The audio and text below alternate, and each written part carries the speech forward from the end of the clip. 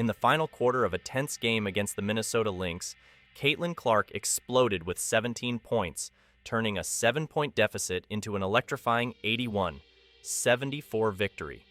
The crowd was on its feet, Fever fans cheering wildly as Clark made her point both literally and figuratively to Lynx coach Cheryl Reeve, who had left her off the Olympic team. Can you believe how one player's sheer determination can change the entire game? Caitlin Clark, she is the greatest scorer college basketball has ever seen. A deep one. You bet! Playing for the Iowa Hawkeyes, she quickly established herself as a force to be reckoned with. Her incredible scoring ability, combined with her knack for playmaking, made her one of the most exciting players to watch. It wasn't just her stats that were impressive, it was how she played the game, with a flair and confidence that drew comparisons to some of the greats. And I remember one of them was playing the WNBA and earn a basketball scholarship. Like, those were two of my goals. There was a bunch of other ones, probably I don't know, get a dog or something like that. But so I think those were two of my biggest goals. When she declared for the WNBA draft, there was a lot of buzz. People were excited to see how her game would translate to the professional level. But like many rookies, Caitlin faced her share of struggles early on. The WNBA is a different beast compared to college basketball. The pace is faster, the players are stronger, and the competition is fiercer. Caitlin had to adjust quickly, and there were moments when it seemed like she was finding her footing. However, her determination and resilience started to shine through. She wasn't just a scorer. She was a complete player who could contribute in multiple ways, whether it was grabbing rebounds, dishing out assists, or controlling the tempo of the game.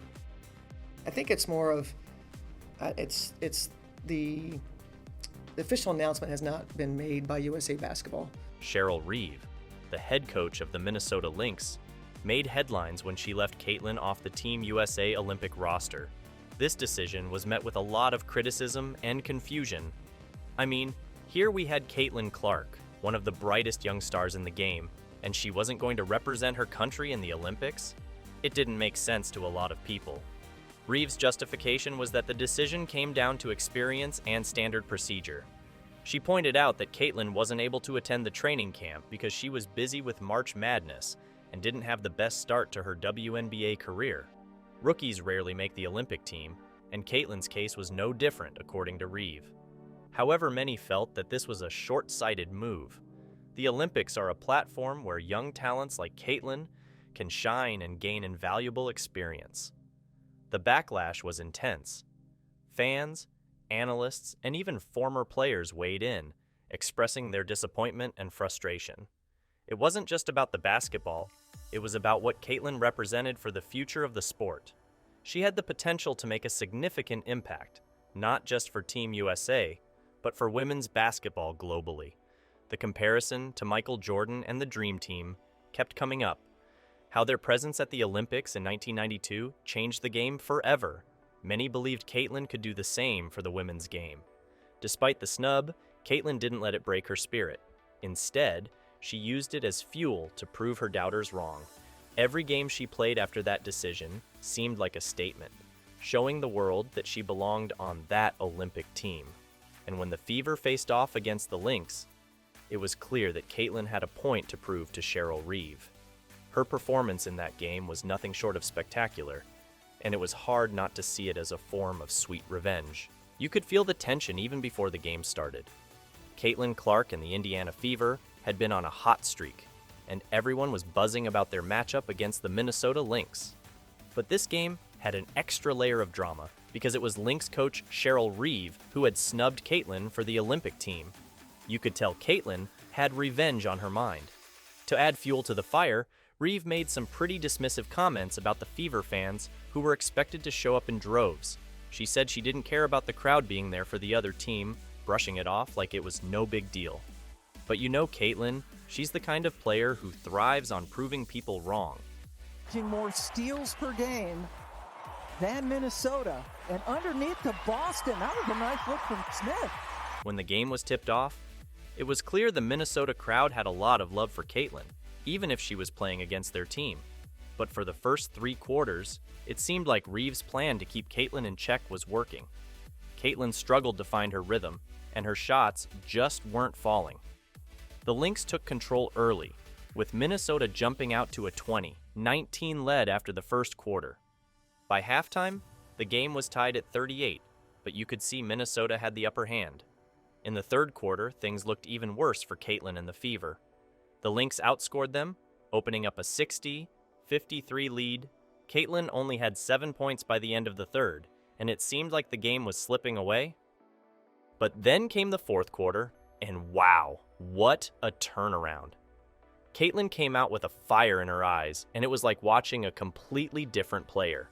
She scored 17 points in the final quarter alone, completely taking over the game. It started with a 3-pointer right at the beginning, setting the tone for what was to come. She made a couple of clutch shots, including a driving layup that gave the Fever a 67-65 lead with under 7 minutes left. One of the best moments was when she crossed over Minnesota's Bridget Carleton, making her look silly before driving in for an easy layup. The crowd went wild, and you could feel the momentum shifting. Caitlin's playmaking was on full display, and she added 6 assists and 3 rebounds to her stat line. The Fever outscored the Lynx 28-14 in the fourth quarter, turning a 7-point deficit into an 81-74 victory.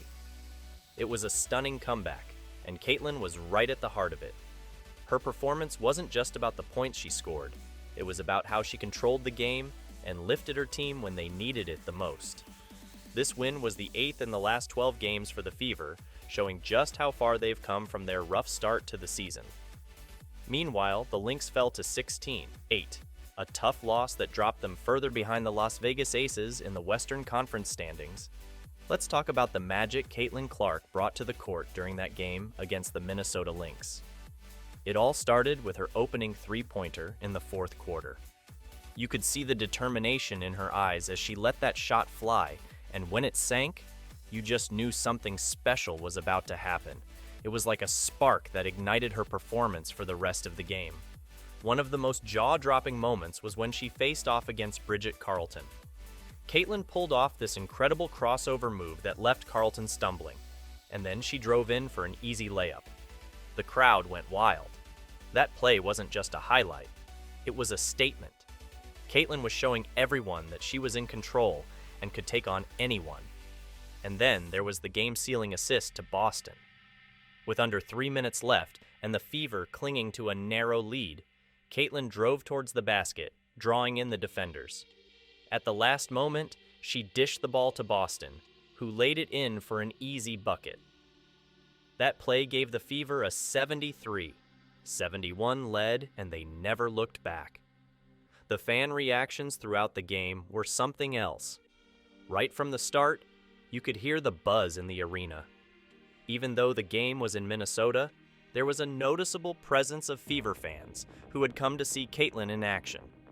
Every time she touched the ball, you could hear the cheers from her supporters. It was almost like a home game for her, which must have been pretty annoying for Cheryl Reeve and the Lynx. So, what are your thoughts on this? Let us know in the comments below.